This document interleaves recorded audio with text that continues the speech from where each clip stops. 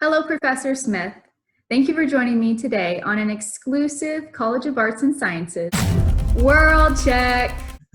Professor Smith is the chair of the Criminal Justice Department here at La Sierra, but he used to work for the Orange County Probation Department and spent years confronting and combating white supremacy groups. Could you share with us a little bit about your past work with the Orange County Probation Department? Hi. I was with the Orange County Probation Department about 26 and a half years.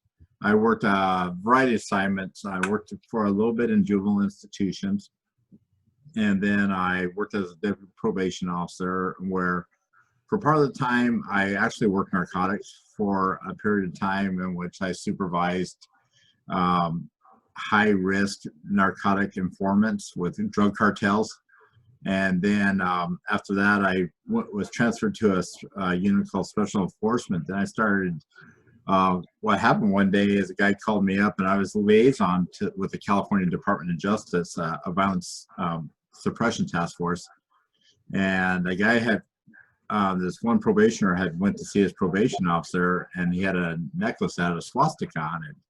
So they called me up and said, hey, can you go check this guy out? And we said sure. So we took my team out there, and I thought what I walked into is like the Third Reich. There's Adolf Hitler and Himmler and Rudolf Hess and all this neo-Nazi stuff, and something just kind of like snapped like that. Then I started really doing a lot of research into the white supremacy movement because it shocked me being in Southern California because we're so racially diverse. But then I asked my supervisor if I could start looking into more of it, and he said, yeah, there's really not enough probably here to do. And then I started digging and I found out there was a lot more to do, and where they said I could do it part-time. And when I retired, we have 5 probation officers working just on white supremacy thing. I did an interview last July and I told the reporter that I feared for more racial violence, and 4 days later the El Paso shooting happened, where the guy was playing too many Hispanics in Texas. Maybe he just forgot the fact that Texas once belonged to Mexico, and they have high populations of Hispanics in the whole Southwest. But then he started going on about protecting his white European heritage, and that's what white supremacy's done, is changed the message from supremacy to a point to where they're saying immigrants and other populations are attacking your culture. How do you think your work as a deputy probation officer speaks to the current events in the U.S. right now? The one thing I liked about being a deputy probation officer rather than a police officer is I got to spend a lot of time one-on-one with the people I supervised, and also their families, their kids. All too often, police officers, they're at the initial point of contact, and they're dealing with the incident. I went to the homes. I saw how the people react. I had in my office. I was able to build the relationship.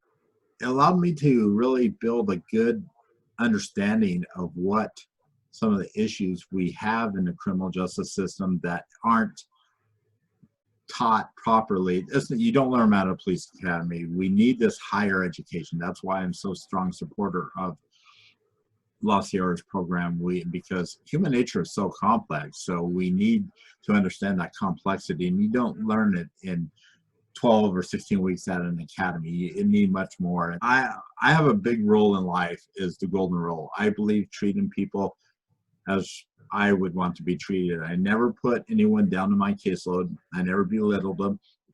I'm always there to help them, and they know if there's something happens, I gotta deal with something like that, I'd always do that. But they also know that if they came to me and needed help, I'd do anything possible to help them. Even today, even though I'm retired, if I have someone that reaches out to me and they say, hey, I need help, can you do this? I'll put them in the resources and help with people. And that's just my belief system.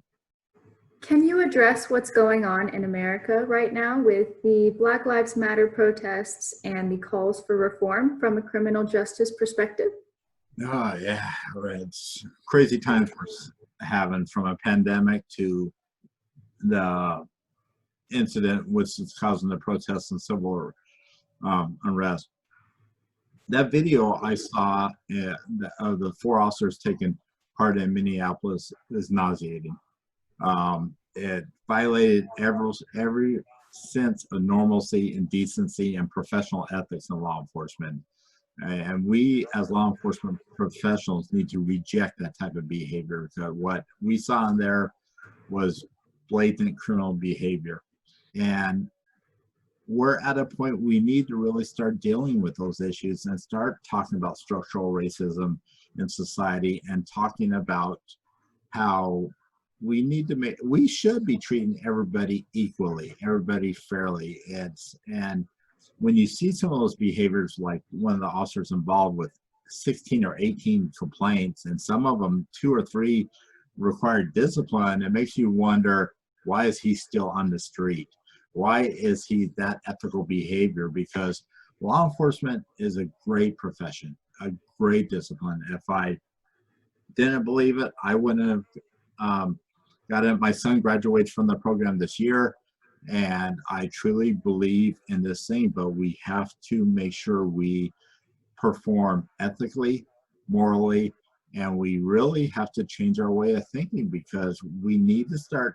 We kind of got sidetracked. We criminalized a lot of issues in society, which if we dealt with it properly, it wouldn't do it.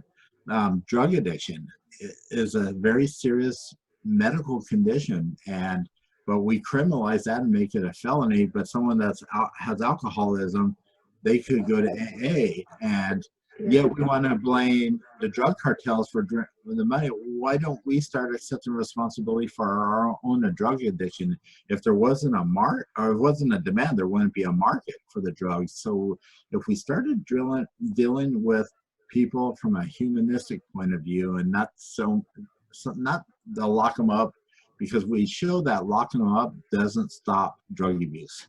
It doesn't stop some of these problems. We really have to get to the heart of the issues. And as you know, what we're seeing is a fundamental change in law enforcement. It's long overdue, and it's not just law enforcement, it's public administration officials, politicians, to really treat society as a whole and treat everyone equally and fairly and provide the resources. If we do it, it'd be a lot less costly.